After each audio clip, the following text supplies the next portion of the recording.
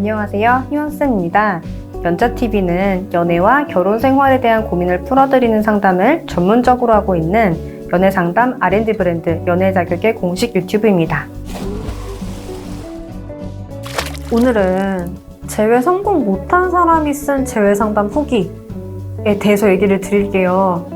좀 주제가 이상하죠? 근데 사실 이상하진 않은 것 같아요. 왜냐하면 재회를 물론 하고 싶어서 여러분들이 영상을 보시는 건 맞기는 하지만 우리는 항상 그 순간에 우리에게 가장 나은 선택을 하게 마련이거든요. 지금은 우리가 재회가 가장 나은 선택일 수 있어요. 그분만이 내 행복을 줄 수 있는 사람이라고 생각할 수 있는데 시간이 지나다 보면 내 생각도 바뀔 수 있는 거거든. 내 상황이랑 계속 바뀌는 거니까 그래서 재회를 성공을 못했다고 할지라도 나쁜 건 아니에요. 다시 행복해질 수 있을 수도 있어. 물론 재회를 하면 제일 좋겠죠. 이분 같은 경우는 재회는 성공을 못하셨지만 하지만 상담으로 인해서 무엇을 얻으셨는지를 쓰신 내용이에요. 그래서 이제 진솔하게 써주신 내용이다 보니까 공유를 해드리려고 하고, 그럼 재회를 성공도 못했는데 왜 후기를 쓰신 건지 궁금하시죠? 상담이 대체 어떤 거길래 후기를 쓰시는지 궁금하신 분들은 끝까지 영상 봐주시면 좋을 것 같아요. 자, 그럼 끝까지 좀 읽어드릴게요. 이분은 상훈쌤 내담자고요. 지금부터 내용을 좀 읽어드릴게요. 안녕하세요. 올해로 40세, 만 39세가 되는 노총각입니다. 작년 10월에 이별하고 연자를 통해 재회 플랜을 시작했는데 이제서야 후기를 올리게 되네요. 일단 결론은 재회는 못했습니다. 저의 멘토는 상훈쌤이었고 상대와 연애 히스토리와 이별 전후를 공유한 후 연자 특유의 커리큘럼에 맞게 재회 플랜을 진행했어요. 처음엔 이별의 시발점, 연애 중의 문제 등등을 자신이 이해할 수 있게 상훈쌤이 납득시켜 주었고 재회를 위한 저의 바람에 조급함이 계속되어 돌발 행동을 해서 일을 그르칠까봐 굉장히 많이 진정시켜 주느라 상훈쌤이 고생했던 걸 기억하네요.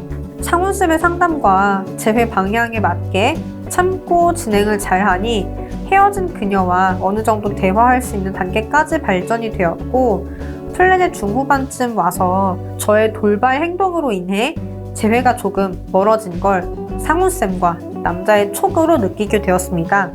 후엔 어느 정도 낮은 가능성을 염두에 두어 여러 가지 장기전 플랜을 제시해 주셨고 지금에 와서야 느끼는 거지만 장기전 플랜에서 설명해준 부분으로 많은 도움을 받고 있는 상황입니다.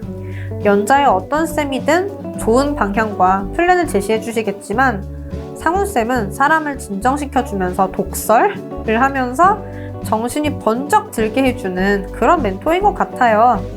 두서없이 후기를 적긴 했는데 팩트는 이 글을 보시는 이별하신 분들이 만약 상훈쌤에게 상담을 받게 된다면 멘탈이 나가거나 돌발 행동을 하게 될 것 같으면 꼭 상훈쌤과 상의 후 하시길 빕니다.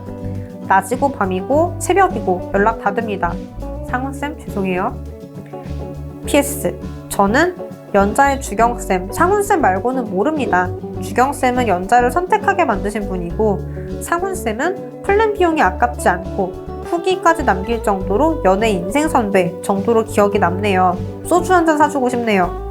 마지막으로 재회를 바라는 사람은 또 이별할 가능성이 높은 사람인 것 같습니다.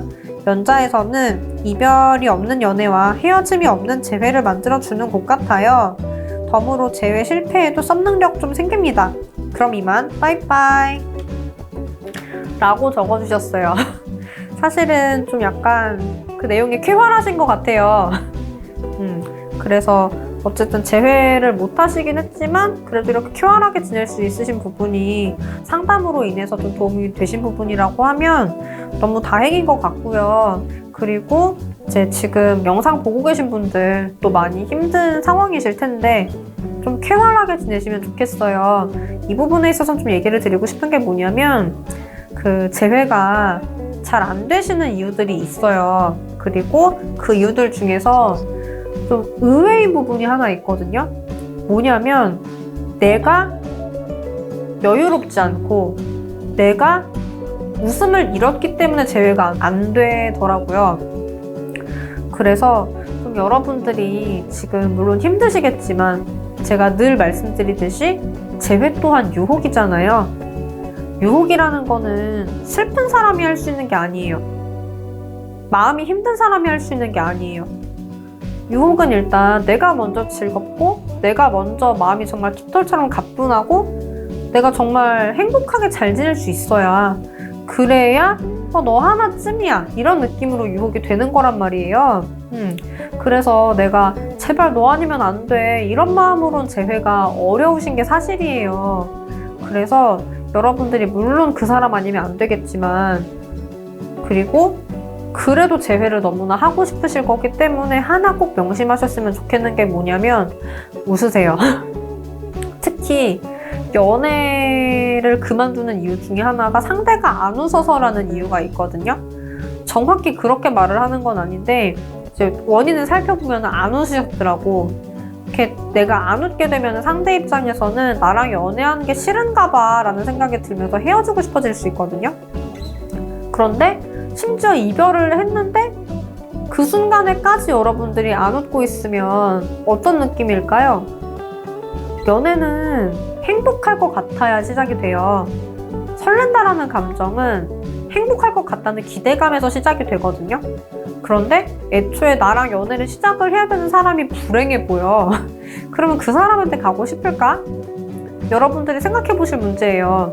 연애를 단순히 우리가 한번 사랑했었으니까, 우리가 특별했었으니까, 그러니까 얘기하면 돌아올 거야 라는 단순 생각을 갖고 계시면 재회가 잘 안 되거든요. 하지만 연애가 뭔지 우리 한번 뜯어봅시다. 뜯어보면 아까 얘기 드린 것처럼 행복할 것 같아서 시작이 되는 게 연애예요. 그러면은 여러분들이 먼저 물론 안 행복할 수 있어. 하지만 상대에게 내가 행복해 보여야 해요. 왜냐하면 우리는 재회를 해야 하고 재회도 유혹이니까. 그러니까 상대 입장에서는 내가 행복해 보이니까 나도 저 사람처럼 행복해지고 싶다. 옆에 다가가면 나도 행복해질 수 있을까?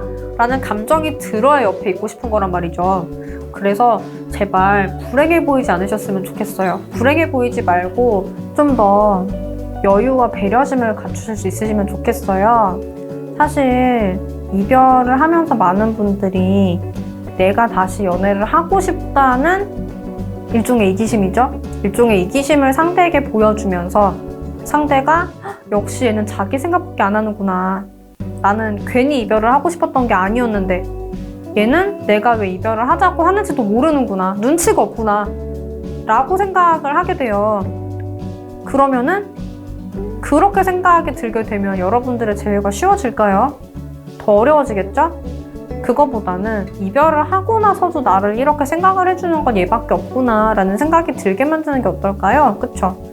결과적으로 우리가 그걸 생각도 하셔야 되는 게 상대는 이제 솔로예요. 이별했잖아. 누구도 만날 수 있어. 그러면은 이별하신 분들, 이별을 결심하신 분들이 가장 내가 이 다음 연애 상대로 생각하는 분들은 어떤 분들이냐면 내가 이 사람이랑 연애를 해봤는데 안 좋았잖아? 그 안 좋은 점이 없는 사람이면 누구라도 사귄다. 이런 생각을 가지고 보통 연애를 많이 해요. 그 예전에 한 분이 계셨어요. 남자분이셨는데 근데 이 남자분 같은 경우는 그 회피형이시고 어머니가 불안형이신 거야. 그리고 이 어머니가 회피형인 이 남자분은 굉장히 닥달을 하시는 타입이었어요. 근데 이 남자분이 연애를 시작을 해봤더니 여자친구도 불안형에서 자기를 엄청 닥달하는 거야. 그러니까 집에서도 닥달을 당하고 밖에 나가서 여자친구랑 놀아도 닥달을 당하는 거야. 너무 스트레스 받겠죠.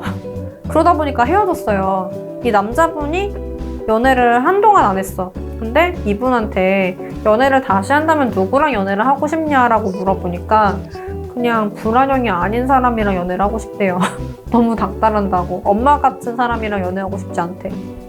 그럴 수 있겠죠. 여러분들의 상대는 어떤 분이랑 연애를 할 것 같아요? 여러분의 어떤 특성 때문에 분명히 이분들은 연애를 그만하기로 결심을 했었을 텐데 일단 그 특성이 문제가 되지 않게 해주셔야 돼요. 저는 그 특성을 다 고치라고 말씀드리고 싶진 않은 게 사람은 어느 정도 안 바뀌거든? 그렇기 때문에 내가 완전히 바뀌려고 하면은 너무 힘들어요. 근데 그게 아니라 내 특성이 있긴 하지만 이 특성이 이 연애에서 문제가 되지 않게 저 사람의 스트레스가 되지 않게 그리고 이 특성을 내가 그대로 가지고 있을 수밖에 없다면 이거 이상으로 저분이 이게 더 이상 문제가 안 되지만 그래도 아주 좋진 않을 거 아니에요. 그래서 이거 이상으로 이게 상쇄가 될 만큼 뭔가 좋은 걸 다시 제시를 해준다면 그땐 생각해 볼 수 있거든요. 그래서 어쨌든 내가 바뀐 모습을 제대로 보여줘서 아, 예전이랑 다른 컨디션이구나, 예전이랑 다른 연애구나 이렇게 인식이 된다면 그러면 상대도 다시 생각해 볼 수 있거든.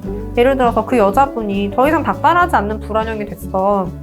그리고 더 이상 닥달을 하지 않을 뿐만 아니라 예를 들어서 본인이 바뀐 거 가지고 어머니까지 변화를 시켜줘. 그러면은 이 남자분은 만약에 이분이랑 연애를 하면 엄마도 나에게 닥달 안 하고 여자친구도 나에게 닥달을 안 하는 좋은 상황을 만들 수 있잖아요.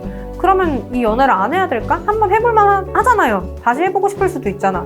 예전에 그 닥달, 양쪽에서 닥달을 당하는 상황이 싫었던 거니까. 그래서 여러분들도 내 생각만 하기보다 상대 입장에서 한 번 더 생각을 해보셨으면 좋겠어요. 그분 입장에서는 이 연애가 어땠을까? 한번 생각을 해보시기를 바라고, 재회를 원하시든 혹은 다른 연애를 시작을 하시든 여러분들이 행복했으면 좋겠어요. 그래서 일단은 재회를 원하신다고 하시면 좀 더 디테일하게 얘기가 필요하실 것 같아요. 뒤에 안내 부분 나가니까 진단을 제출해 주시고 카톡 연락 주시면 그런 부분들 안내 부분 나와 있거든요. 그러시면 저희가 찬찬히 보고 좀 의논을 해드릴게요. 그리고 저는 여러분의 행복한 연애와 결혼 생활을 응원드리겠습니다.